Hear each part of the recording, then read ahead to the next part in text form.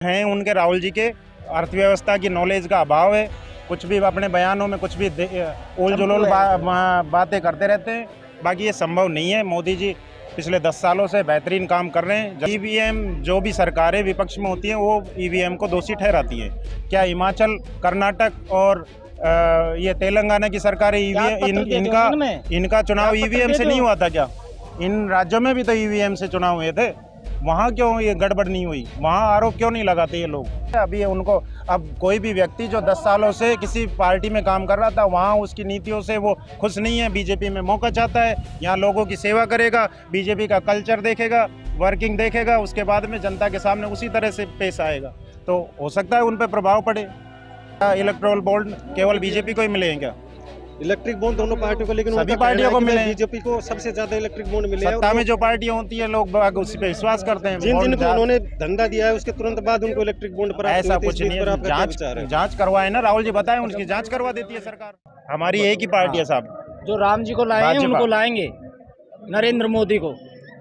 और अपने अमित शाह जी का आज दौरा है, आप पब्लिक आप देख ही रहे हो, अंदाजा आप लगा ही सकते हो। विपक्ष ये कह रहा है कि 2014 के बाद जो है देश के अंदर सबसे ज्यादा बेरोजगारी बढ़ गई है। इस बात पे आप क्या कहना चाहते हैं? विपक्ष का काम आरोप लगाना है साहब। कौन सा विपक्ष के समय में भी 10 साल सरकार रही थी। जो हट गया अगले भाई मैं तो हटा दिया, बीजेपी सरकार आबासूर, अब हम बेरोजगार हैं। और 14 से पहले 10 साल कांग्रेस की सरकारें भी तो रही थी। राहुल गांधी का तो ये कहना है कि अगर मैं सरकार के अंदर आता हूँ तो मैं हर युवा को जो है बीए करते ही, ग्रेजुएशन करते ही उसको रोजगार की पत्रकार महोदय, आप ये पॉसिबल है क्या? आप भी पढ़े लिखे हैं, ये पॉसिबल है क्या? हर जो व्यक्ति महिलाओं को बीए करे हुए व्यक्ति को रोजगार प्रदान करना इस भारत देश में, जिसकी आबादी 140 करोड़ है, जहाँ पे लोग एजुकेटेड हैं, वहाँ आप प्रत्येक व्यक्ति को डिग्री के बाद में रोजगार दे सकते हैं? संभव है ये? दूसरा मुद्दा उनका ये है कि मैं महिलाओं को, हर महिला को, घर की एक गरीब महिला को जो है साल महीने के 8,500 रुपए यानी साल के जो है 1 लाख रुपए दूंगा। 1 लाख। ये कुतर्क हैं उनके राहुल जी के अर्थव्यवस्था की नॉलेज का अभाव है। कुछ भी अपने बयानों में कुछ भी उल जुलूल बातें करते रहते हैं। बाकी ये संभव नहीं है। मोदी जी पिछले 10 सालों से बेहतरीन काम कर रहे हैं, जनता खुश है उनके काम से, और सरकार फिर 370 सीटों से ज़्यादा जीतने जा रही है बहुमत के साथ, तीसरी बार प्रधानमंत्री। मोदी सरकार पर सीधा ईवीएम से लेकर आरोप लगाए जाते हैं। ईवीएम जो भी सरकारें विपक्ष में होती हैं वो ईवीएम को दोषी ठहराती हैं। क्या हिमाचल, कर्नाटक और ये तेलंगाना की सरकारें इनका चुनाव ईवीएम से नहीं हुआ था क्या? इन राज्यों में भी तो ईवीएम से चुनाव हुए थे। वहाँ क्यों ये गड़बड़ नहीं हुई? वहाँ आरोप क्यों नहीं लगाते ये लोग? दूसरा सबसे बड़ा मुद्दा ये है कि भाई मोदी जो है धर्म की राजनीति करता है और धर्म का प्रचार करके वो वोट जो है हासिल कर रहा है। ऐसा टोपी पहन के भी तो धर्म की राजनीति होती है। ऐसा कुछ नहीं है। ये जब टोपी पहनते हैं वो भी धर्म की राजनीति है। विरोधियों का आरोप लगा, मोदी जी लड़ रहे हैं तो इसमें गुनाह है क्या? हम बहुसंख्यक हैं, 85 पॉपुलेशन हमारी है हिंदुओं की। अगर वो हिंदुओं के लिए काम कर रहे हैं तो क्या गलत कर रहे हैं? 70 सालों तक किसी धर्म विशेष के लिए काम नहीं हुआ इस देश में। और जम्मू में प्रताड़ित हो रहे हैं तो हम हो रहे हैं। बहुसंख्यक प्रताड़ित हो रहा है, अल्पसंख्यक कर रहा है। आप ये विरोधियों के ये झांसों में मत आइए पत्रकार महोदय, जनता सब जानती है। दूसरा सबसे बड़ा उनका आरोप है कि भाई मीडिया जो है वो बिक चुकी है पूरी तरीके से। आप भी तो मीडिया से हैं। नहीं, आप भी तो मीडिया से। आप ही दे दीजिए इस सवाल का जवाब। हमसे ज्यादा तो आप दे सकते हैं इस सवाल। उनका नहीं बोलेगा, उनको अच्छा नहीं बताएगा, वो बिक गया, सब कुछ बिक गया। आप भी तो पत्रकार हैं।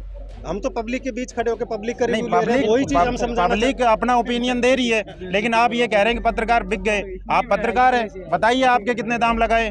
भाई साहब, मनमोहन सरकार सुना खरीदा गया क्या तुम?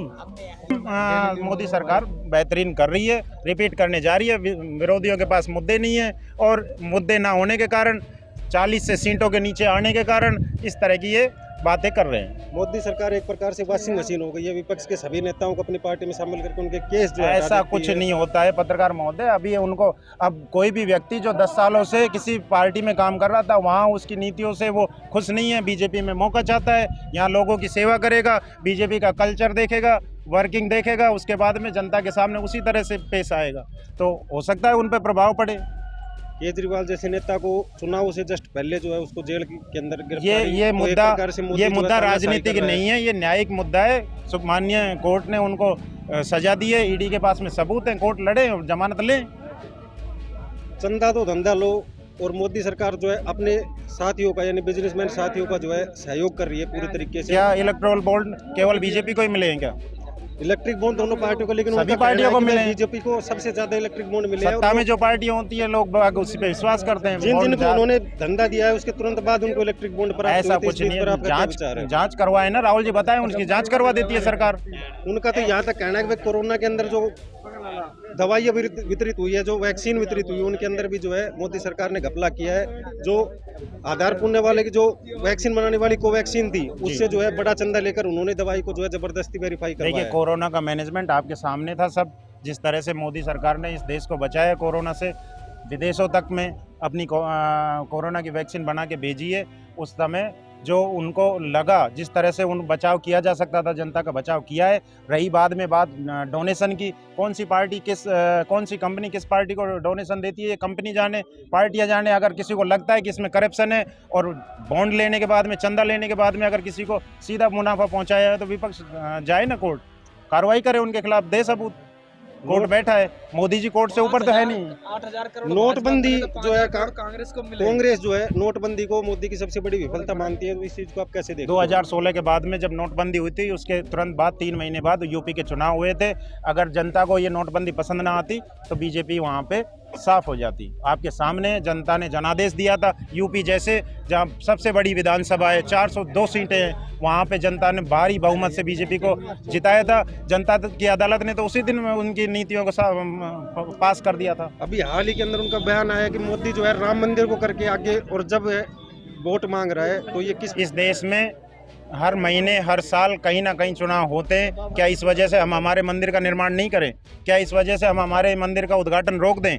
कब नहीं होते, किस महीने में, कौन से वर्ष चुनाव नहीं होते इस देश में? और उन्होंने टाइमिंग कुछ नहीं होते। टाइमिंग तो अब है ना, अप्रैल में करते ना उद्घाटन, क्यों जनवरी में किया? 3 महीने की बातें कौन याद रखता है? समय का कोई उन्होंने विशेष योगदान नहीं देखा। जब उनको लगा, पंडितों की राय थी, जो विशेष मुहूर्त था उसमें उन्होंने उसकी प्राण प्रतिष्ठा की। अब इसको विरोधी कुछ भी कहें, क्यों नहीं किया 2014 से पहले? अपने चुनावी फायदे ले लेते ना कांग्रेस। साल में कर लेते कभी उस भी। दौरान मना था क्या? मोदी जी ने रोका था मंदिर निर्माण से। अगर उनको लगता है तो मंदिर, राम मंदिर जैसे और भी मंदिर है, कृष्ण मंदिर है मथुरा में, करे ना उद्घाटन, चुनाव के टाइम पे करे। ले लो आप कांग्रेस।